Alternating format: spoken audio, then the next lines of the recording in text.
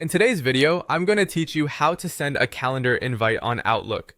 We'll do this in Outlook on the web, and the goal is to share your calendar so someone can see your availability or details depending on the permissions you choose.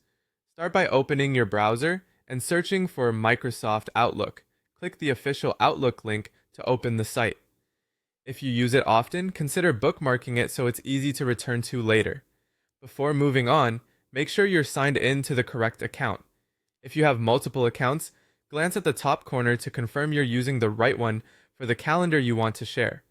If you're prompted to sign in, enter your credentials and proceed. Once you're on the Outlook homepage, look for the navigation icons along the left side and select Calendar. If the sidebar is minimized, hover to expand it and click the calendar icon.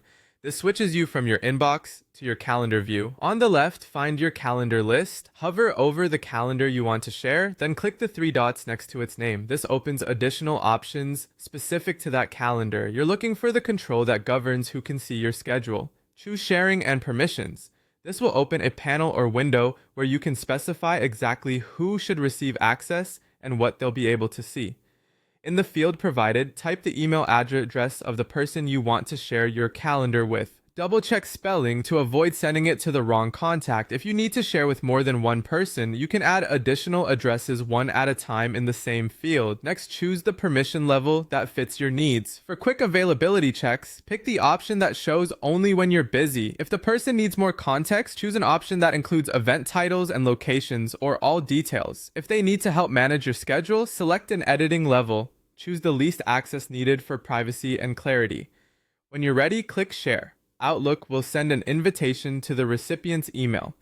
They'll be able to accept and add your calendar to their view, and what they see will match the permission you selected. If they don't receive it, have them check their spam folder or verify that the address is correct.